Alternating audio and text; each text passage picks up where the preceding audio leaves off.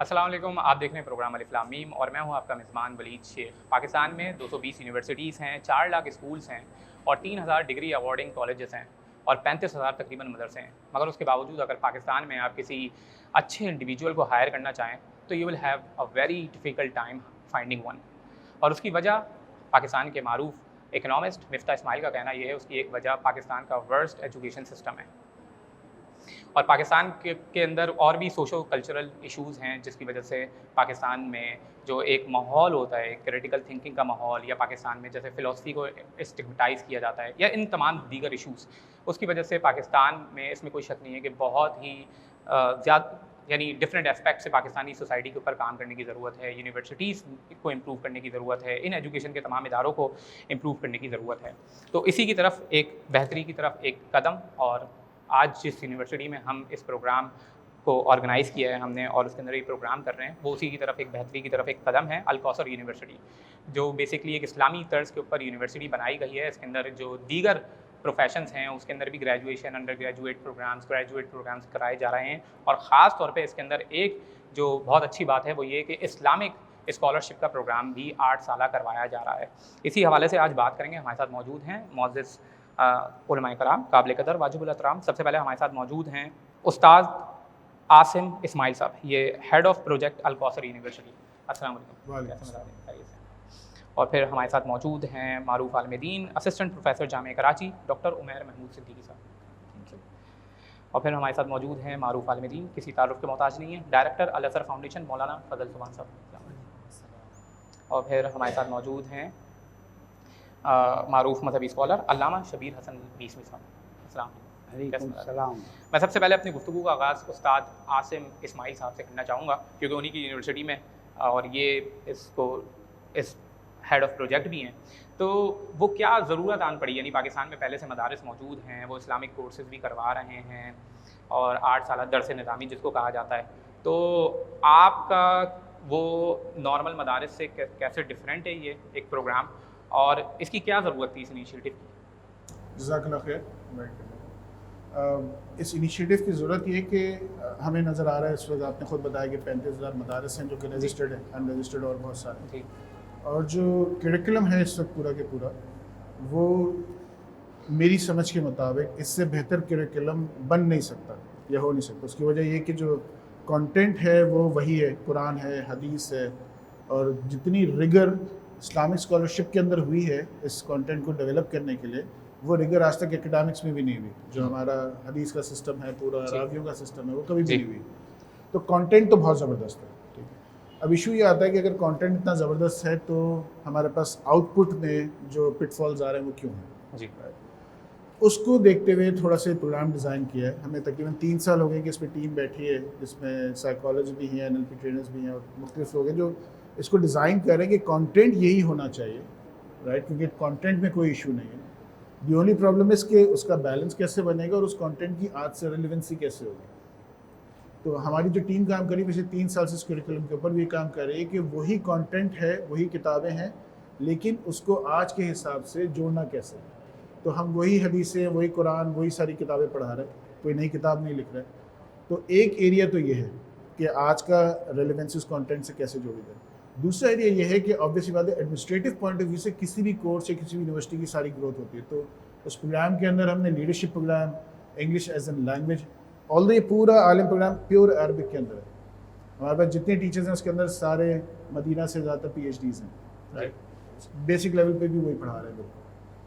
तो दूसरा तरीका जो इसका है कि जो हमने इसमें लीडरशिप प्रोग्राम डाला है, इसमें हमने एंटरप्रेन्योरशिप प्रोग्राम डाला है, इसमें इंग्लिश का एज ए लैंग्वेज डाला है, स्पोर्ट्स इनका डेली होता है, राइट।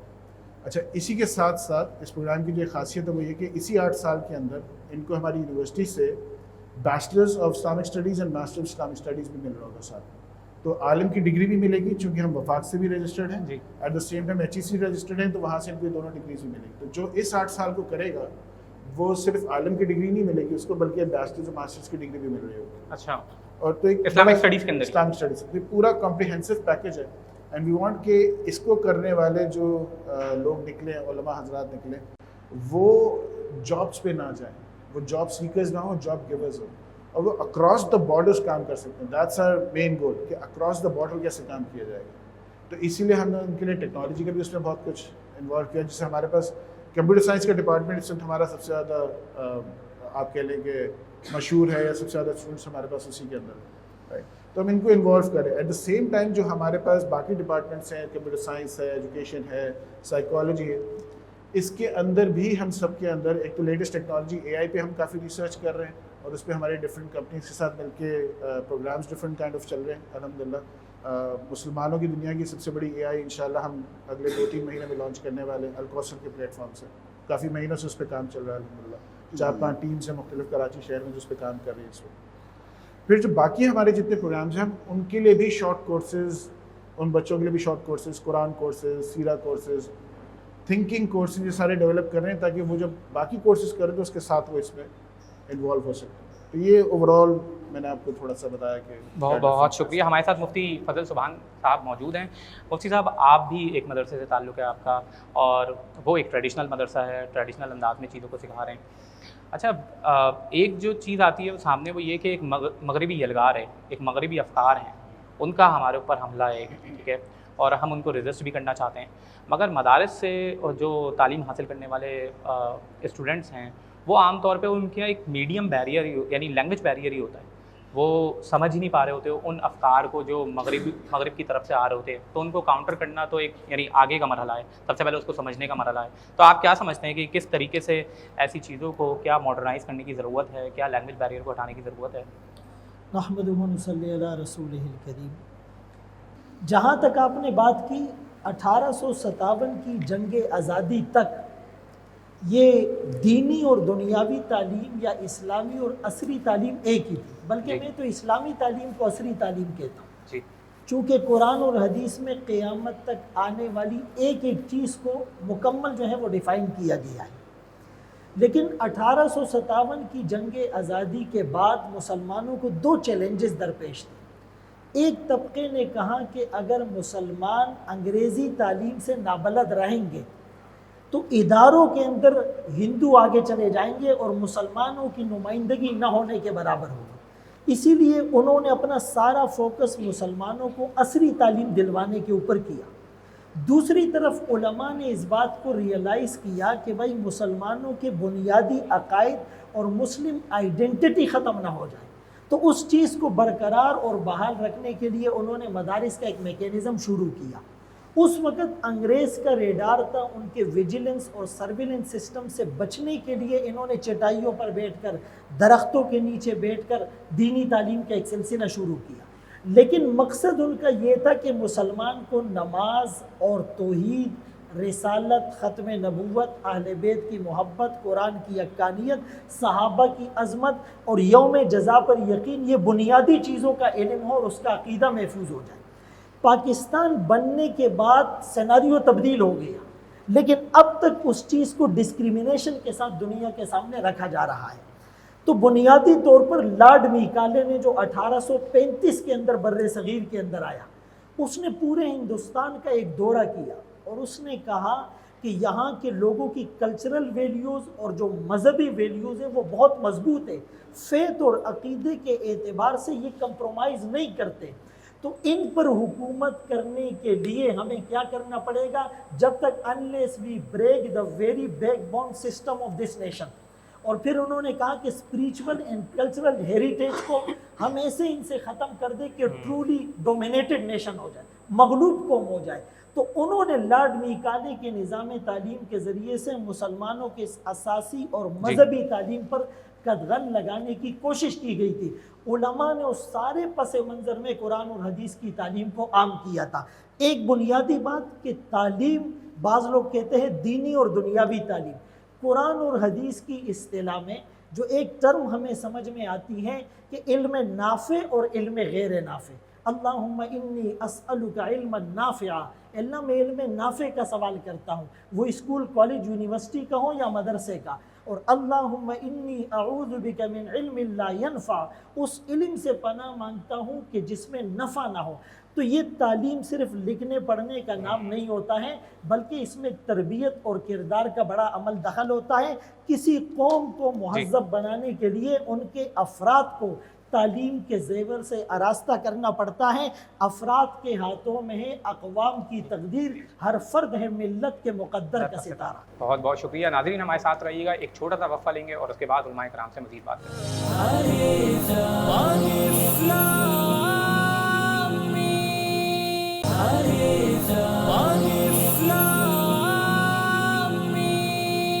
خوش آمدید ناظرین، ہم بات کر رہے ہیں آج ایجوکیشن سسٹم کے اوپر اور ہمارے ساتھ علماء کرام موجود ہیں. الکوثر یونیورسٹی میں یہ پروگرام کیا جا رہا ہے. ہمارے ساتھ موجود ہیں معروف عالم دین علامہ شبیر حسن میسمی صاحب.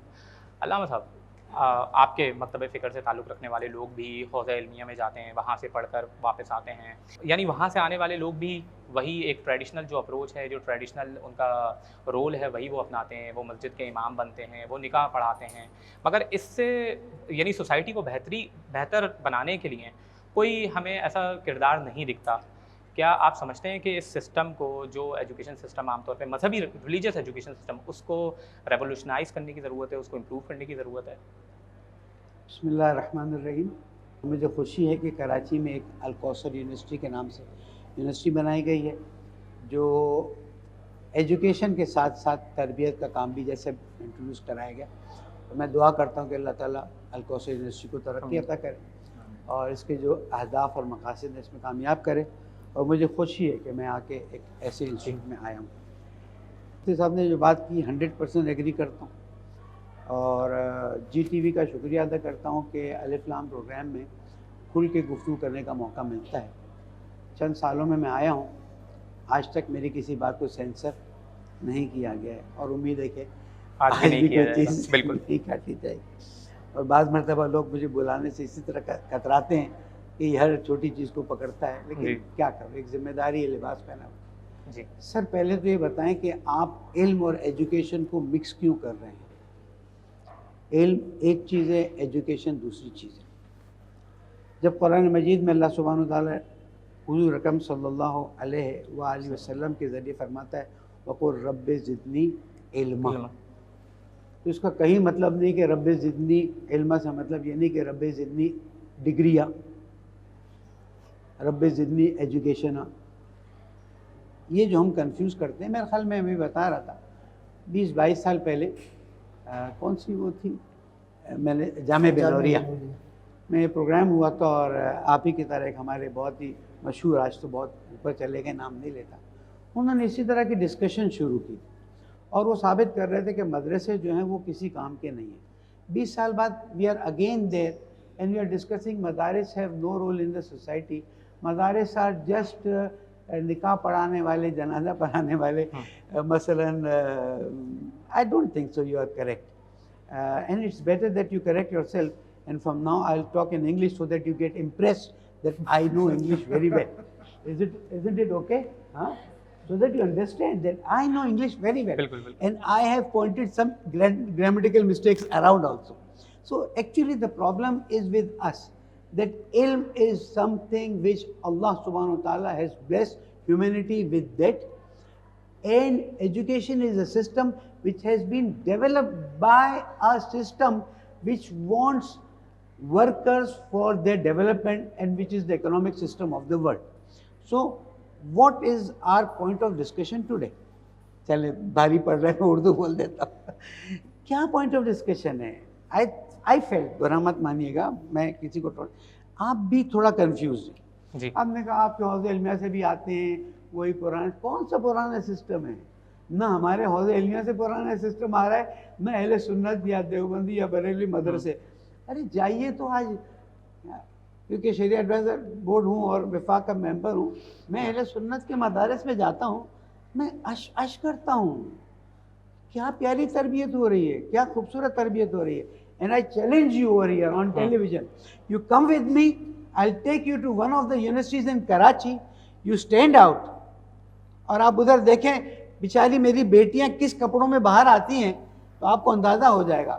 One of the esteem newspapers, وہ ابھی سنڈے کا دیکھ لیجئے گا، اخبار میں ایڈ دی یونیورسٹی میں ایڈمیشن کی، لڑکی جینز اور ٹی شرٹ پہنی ہوئی ہے، لڑکا بھی اسی طرح کا ہے، دونوں بیٹھے کوئی لیپ ٹاپ پہ پڑھ رہے ہیں. Is this education you are talking about? کہ جو انسان کو تباہ و برباد کر رہا ہے، جو انسان کی فکر کو ڈاؤن کر رہا ہے. اللہ سبحانہ و تعالیٰ فرماتا ہے बिस्मिल्लाहिर्रहमानिर्रहीम युसब्बिहु लिल्लाहि मा फिस समावाति व मा फिल अर्ज़ि मलिकिल कुद्दूसिल अज़ीज़िल हकीम वल्लज़ी बअसा फिल उम्मीयीन रसूलन मिनहुम यतलू अलैहिम आयातिही व युज़क्कीहिम व युअल्लिमुहुमुल किताब वल हिकमा। सो अब मैं अपनी बात को यहाँ ख़त्म कर देता हूँ ताकि चीज़ें उस डायरेक्शन में आगे बढ़ें। युज़क्कीहिम, नफ्स पाकीज़ा होगा तो फिर वो एटम बम नहीं बनाएगा, चलाएगा नहीं। नफ्स पाकीज़ा होगा तो वो क्लैशिनकोव्स बना के आगे नहीं बढ़ेगा। नफ्स पाकीज़ा होगा तो आज मैं अपने इलेक्शन में 300 पता नहीं मिलियन कितने मिलियन डॉलर्स का वो नहीं करूँगा, बल्कि भूखों को खाना खिलाऊँगा। ये education system is complete failure. किसी भी यूनिवर्सिटी को टॉन्ट नहीं कर रहा हूँ। जिस एजुकेशन सिस्टम को हम बेहतर बनाना चाह रहे हैं इस्लामिक तरीके से, उस एजुकेशन सिस्टम को सबने रद्द कर दिया है। You go and check, Australia has finalised that no child below the age of 16 और 18, यहाँ मैं कंफ्यूज हो गया हूँ, उसको मोबाइल इस्तेमाल करने का हक नहीं है। तो जब वहाँ सब रद्द हो जाता है तब यहाँ पर आता है। स्वीडन का एजुकेशन सिस्टम देखें और कंट्रीज़ का देखें, वो कहते हैं ये सब इंसान के दिमाग को बंद करने की चीज़ है। कुरान मजीद ने पहले बता दिया, युज़क्कीहिम व युअल्लिमुहुमुल किताब वल हिकमा, इल्म की तरफ बढ़ाएं। हुजूर अकरम ने नहीं फरमाया वक़ुल रब्बि ज़िदनी डिग्रिया जी, या हुजूर अकरम ने नहीं फरमाया उतलुबुल इल्म मिनल महद इलल डिग्री। हुजूर अकरम ने फरमाया उतलुबुल इल्म मिनल महद इलल लहद।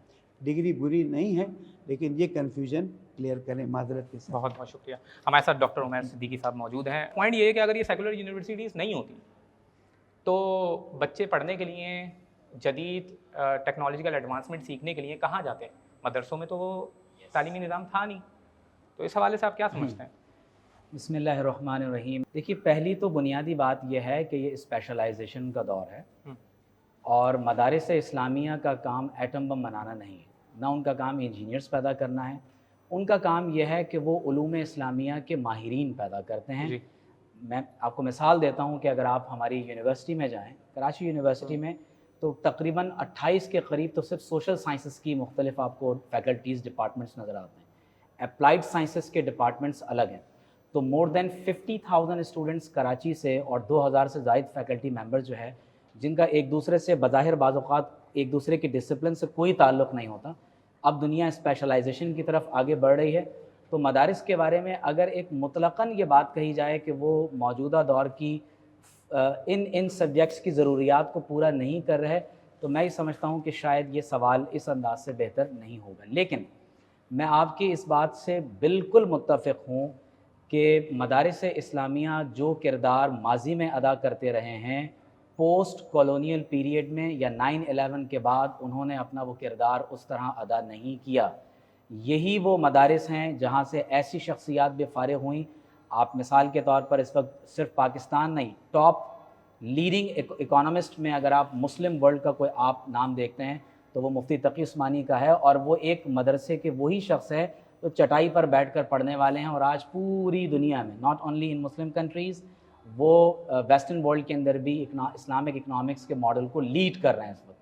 तो बुनियादी तौर पर हो ये रहा है कि इस वक्त जो प्रोडक्ट मदारिस से बाहर यानी फ़ारिग़ होकर सामने आ रही है, ना वो अपने क़दीम उलूम से उस तरह से वाकिफ़ हो पाते हैं, ना जदीद उलूम से उस तरह वाकिफ़ हो पाते हैं। तो ज़रूरत इस अमर की है कि इस स्पेशलाइजेशन का दौर है। हम मदारिस की उन ज़रूरियात के तहत जिनके लिए मदारिस को बनाया गया, उन पर भरपूर तवज्जो दें।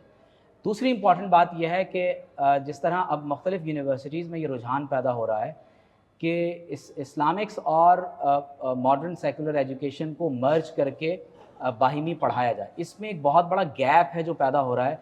और मैं डॉक्टर साहब से भी गुजारिश करूँगा कि वो उसकी तरफ तवज्जो दें। होता यह है कि जब नॉर्मली मदारिस के सर्कल से निकलने वाला स्टूडेंट यूनिवर्सिटी में जाता है तो वो बहुत ज़्यादा मरूबियत का शिकार होता है उन डिसिप्लिन से जो सोशल साइंसेस या अप्लाइड साइंसेस में होती हैं, क्योंकि या तो वो ह्यूमन सेंटर्ड हैं, जितनी सोशल साइंसेज हैं वो ह्यूमन सेंटर्ड हैं और उनकी बुनियाद रेवलेशन फ्रॉम ऑलमाइटी गॉड पर नहीं होती। सही है। वो determination of good and evil वो रेवलेशन की बुनियाद पर नहीं करते, वो ह्यूमन सेंटर्ड उलूम होते हैं, इसलिए उनको ह्यूमैनिटीज़ कहा जाता है। तो गलती कहाँ हो रही? गलती ये है कि इन उलूम की इस्लामाइजेशन की ज़रूरत है। یعنی فرض کیجئے کہ ہماری یونیورسٹیز میں اگر اکنامکس پڑھائی جاتی ہے، پولیٹیکل سائنس ہے، سوشیولوجی ہے، سائیکالوجی ہے، ایجوکیشن ہے، تو ان علوم کے اندر تو ہم ایرسٹاٹل کو، پلیٹو کو، ایڈم اسمتھ کو، رینے ڈیکارٹ کو، آپ ان لوگوں کو آئیڈیالائز کرنے جا رہے ہیں. تو ضرورت اس امر کی ہے. اقبال کی زبان میں reconstruction of religious thought in Islam میں اقبال نے اس گیپ کی نشاندہی آج سے 100 سال پہلے کر لی تھی.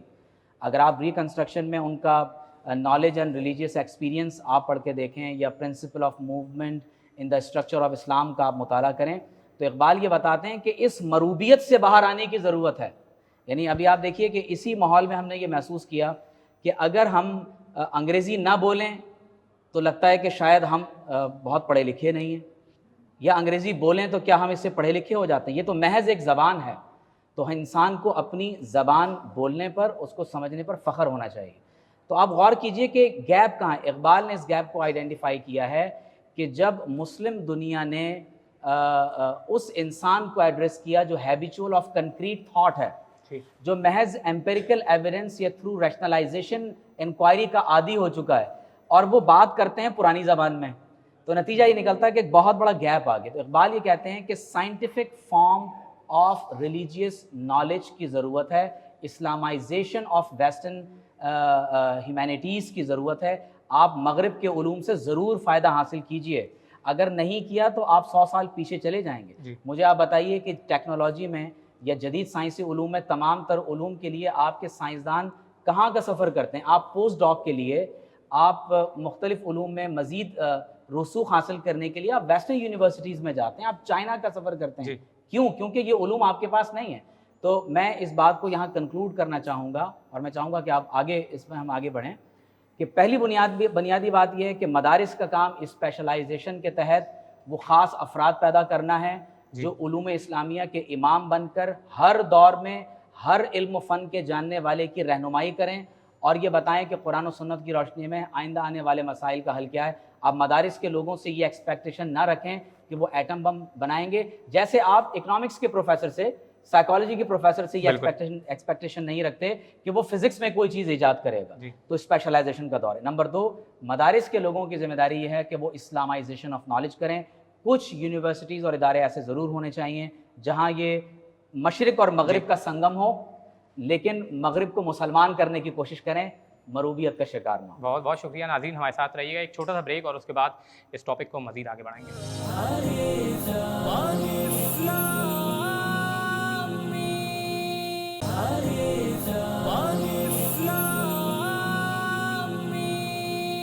خوش آمدید ناظرین. آج ہم بات کریں پاکستان کے ایجوکیشن سسٹم کے حوالے سے، اور خاص طور پہ پاکستان کا جو ریلیجیس ایجوکیشن سسٹم ہے اس حوالے سے. ہمارے ساتھ موجود ہیں مدیر جامعہ دراسات الاسلامیہ مولانا یوسف کشمیری صاحب. السلام علیکم. وعلیکم السلام.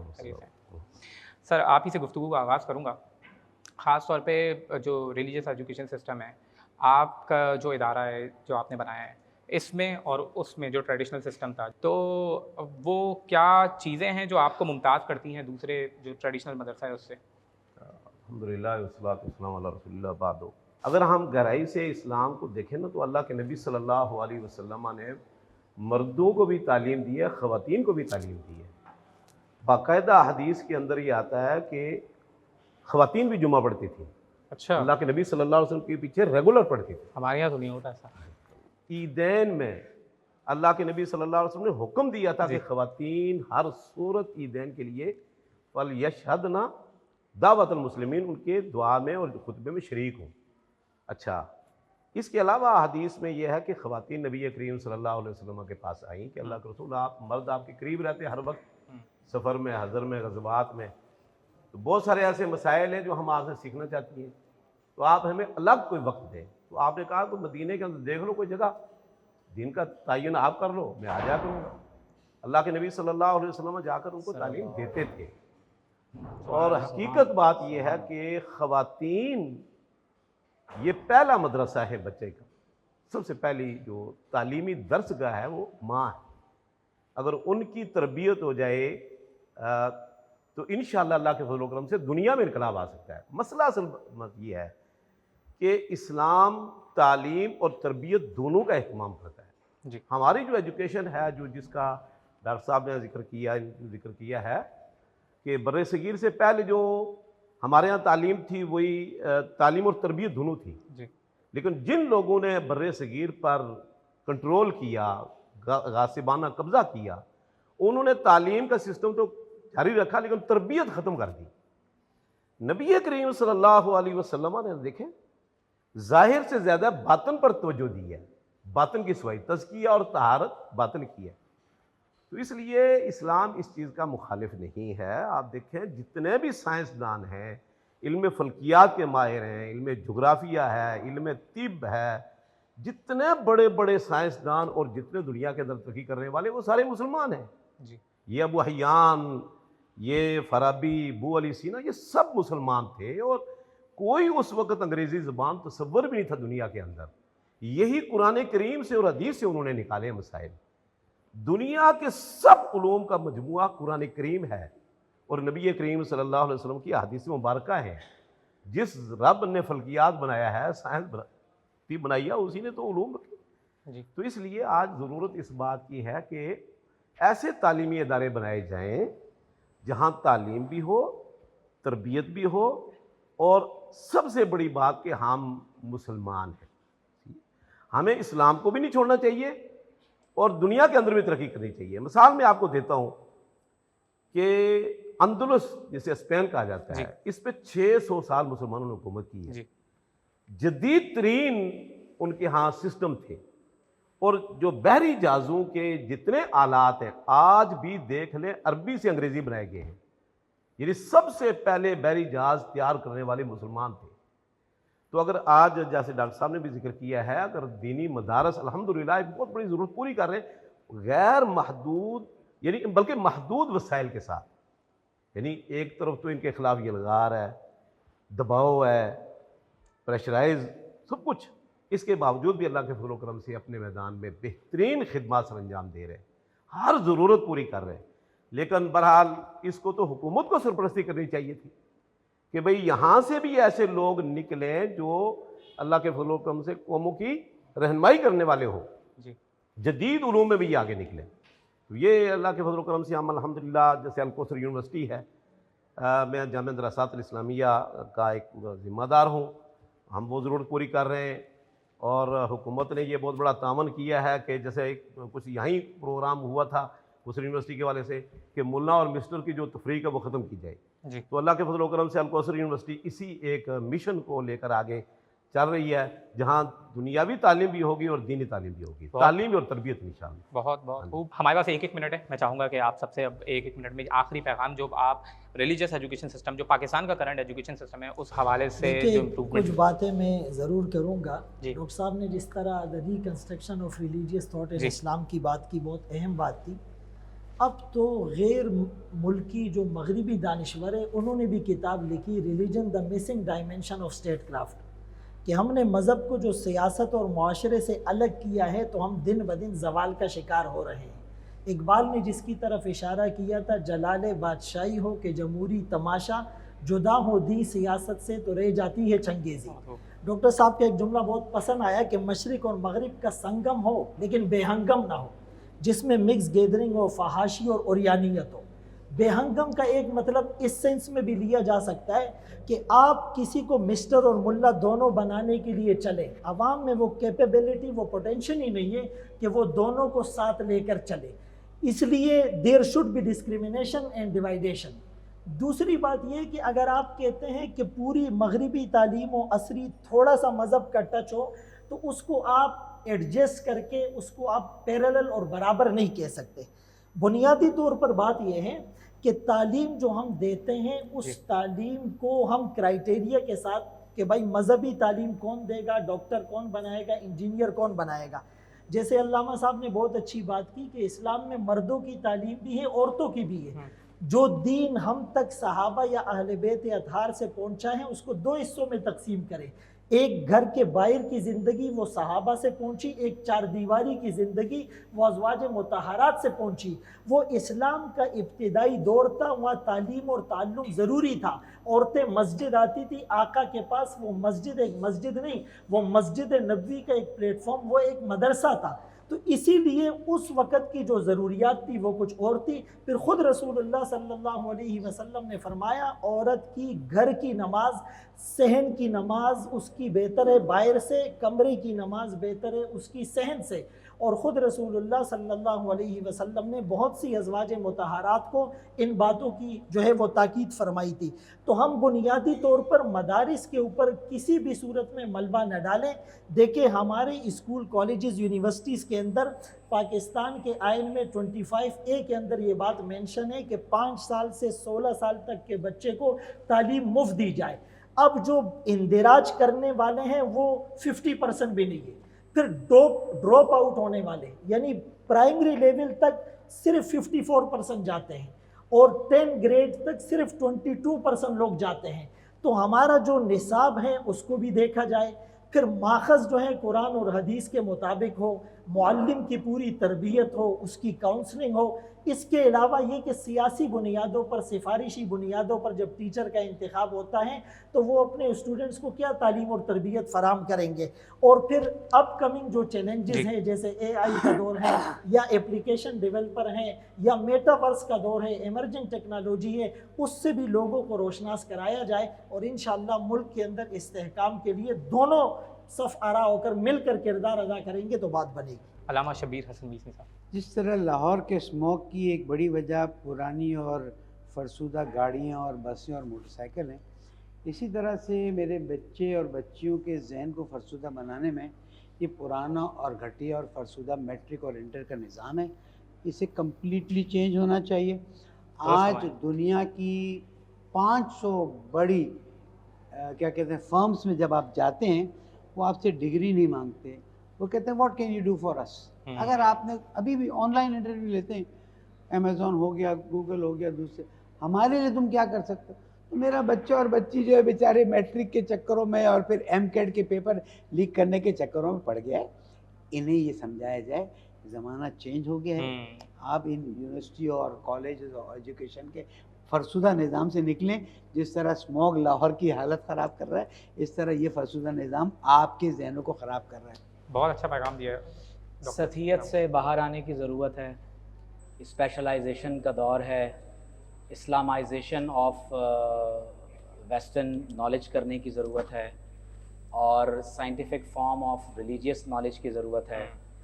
آپ کو ضرورت اس بات کی ہے کہ مدارس کے نظام میں بالخصوص سلیبس کو تبدیل کریں. آؤٹ ڈیٹڈ ہے.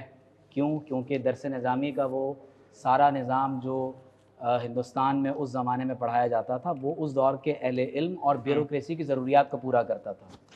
اب موجودہ دور کی ضروریات اور ہیں. نصاب کو ریویو کرنے کی ضرورت ہے. مدارس کے ٹیچرز کی ٹریننگ کی ضرورت ہے. میں سمجھتا ہوں کہ ایکسچینج پروگرام کے ذریعے سے اس میں بہت بہتری لائی جا سکتی ہے اور مزید آگے بڑھ کر کہ اسٹوڈنٹس کے ساتھ جو ایک انٹریکٹیو ان میں سوال کرنے کا، کریٹیکل تھنکنگ کا ایک ایسا جذبہ پیدا کرنا کہ امام اعظم ابو حنیفہ کی اکیڈمی میں آپ دیکھیے کہ کتنے بڑے آدمی تھے کہ امام محمد اور قاضی ابو یوسف انہی سے اختلاف فرما رہے ہیں اور ان کے شاگردوں میں پھر امام شافعی آتے ہیں، وہ دادا استاد کے برخلاف کھڑے ہو کر وہ ایک اور مذہب فقہ کی بنیاد رکھ دیتے ہیں. تو اس کا مطلب یہ ہے کہ ہمیں اسٹیٹک ویو کے ساتھ نہیں رہنا چاہیے. ڈائنامک آرتھوڈاکسی کو اختیار کرنے کی ضرورت ہے. اور خاص طور پر میں ایک بات یہاں کہنا ضروری سمجھتا ہوں کہ اسلام کا نظام تعلیم وہ تعلیم، تربیت، تادیب اور تزکیہ ان 4 بیسک فاؤنڈیشنز کے ساتھ مکمل ہو کر بنتا ہے. ہمارے ہاں دین کے مقابلے میں دنیا نہیں ہے، دنیا کے مقابلے میں دین نہیں ہے، دنیا کے مقابلے میں آخرت ہے. اقبال کے الفاظ میں جب آپ دین پر عمل کریں گے تو وہ اس مادی اور طبعی دنیا میں ہی اس کی مینیفیسٹیشن ہوگی. تو لہٰذا ہمارے اہل علم کو اپنی غلطیاں تسلیم کرنی چاہیے جو ہم نے گزشتہ سالوں کے اندر کی ہیں اور ماڈرن جو دنیا کے اندر تبدیلیاں رونما ہو رہی ہیں ان کو پیش نظر رکھتے ہوئے اپنے نظام کو ریفارم کے ساتھ آگے بڑھیں. ناظرین، آپ نے علماء کرام کی گفتگو سماعت فرمائی. ہماری شکایات یہ ضرور ہوتی ہیں کہ ہمارے جو نظام ہے اس کے اندر بے پردگی ہے سیکولر ایجوکیشن سسٹم کے اندر، مگر پوائنٹ یہ ہے کہ وہ جو سیکولر یونیورسٹی ہیں ان کو چلانے والے مذہبی لوگ نہیں ہیں، وہ عام لوگ ہی ہیں. اگر مدارس، اگر ریلیجس ایجوکیشن سسٹم چلانے والے لوگ یہ تمام علوم کو اپنے مدارس کے اندر اس کا اندراج کرتے اور صحیح طرح سے پڑھاتے تو ایسے سیکولر یونیورسٹیز معروف نہیں ہوتی، معاشرے میں مشہور ہی نہیں ہوتی، لوگ جاتے ہی نہیں، مدارس کی طرف آتے. تو اس میں کوئی شک نہیں کہ ریولوشنائز اور ریفارم لانے کی ضرورت ہے تمام اداروں میں، نہ صرف سیکولر بلکہ مدارس کے اندر بھی. ہمارا یہ علماء کرام کا ایک سیشن تھا، ہمارے ساتھ طلبہ اور طالبات بھی موجود ہیں، ان کے ساتھ ہم کوسچن Q&A کے سیشن کریں گے ایک نئے ایپیسوڈ میں، یعنی کل بروز ہفتہ جو ہم پروگرام کریں گے اس کے اندر آپ Q&A کے سیشن دیکھیں گے، اسی پروگرام کا جو نیکسٹ سیشن ہوگا. تو ہمارے ساتھ رہیے گا اور نیکسٹ پروگرام میں ملاقات ہوتی ہے.